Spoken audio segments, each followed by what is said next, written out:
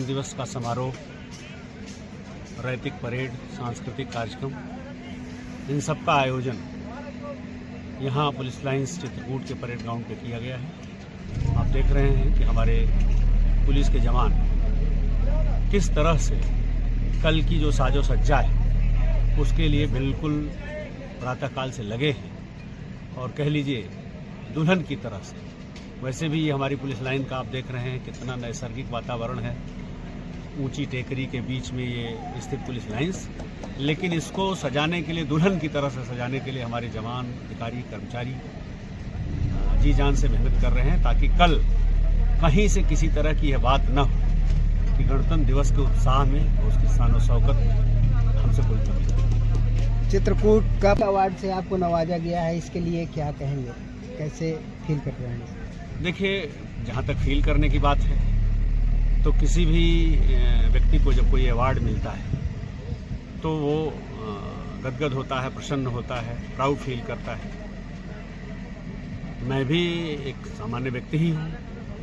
वर्दीधारी संगठनों में अगर कोई ऐसे अवार्ड मिलते हैं जो हमारी छाती पे टक सके, वो दिख सके लोगों, तो हम गौरवान्वित फील करते हैं। और ये अवार्ड देना ये हमारे वरिष्ठ अधिकारियों का निर्णय है।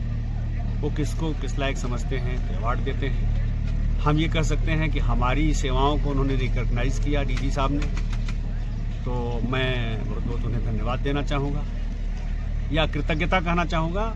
हाँ, ये जरूर है कि मुझे आज से लगभग 10 साल पहले 2015 में सिल्वर प्रशंसा चिन्ह मिला, 2020 में गोल्ड प्रशंसा चिन्ह मिला और डीजी के प्रशंसा चिन्हों में सबसे ऊपर प्लेटिनम होता है।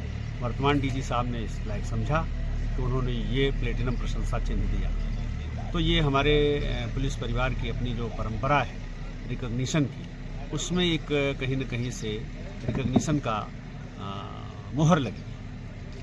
पुलिस सेवा में रहते हैं कि पुलिस में रहते हुए बड़ी चुनौतियां होती हैं और अपराध रोकना ही बड़ी चुनौती है, लेकिन किस तरीके की चुनौतियों का सामना करना पड़ा इन वर्षों में?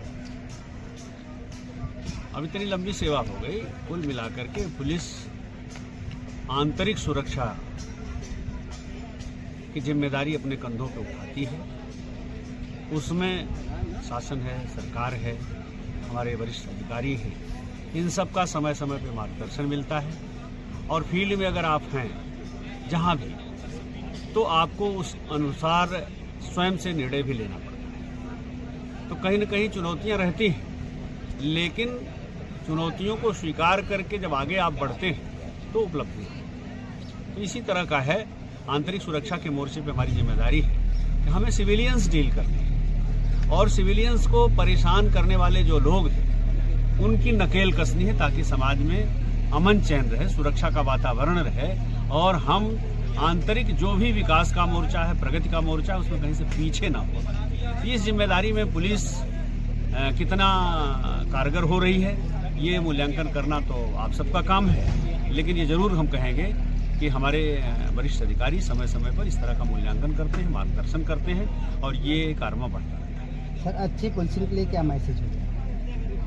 अच्छी पुलिसिंग के लिए मैं 2 चीज़ों को हमेशा मानता हूँ, अनुशासन और कठोर परिश्रम, दोनों का कोई विकल्प नहीं। एक पुलिसकर्मी अगर हर तरह से अनुशासित है और दूसरा परिश्रम से उसे कहीं भी किसी भी तरह सपने में भी परहेज नहीं है, तो ये मान के चलिए कि सफलता फिर उसके कदमों में।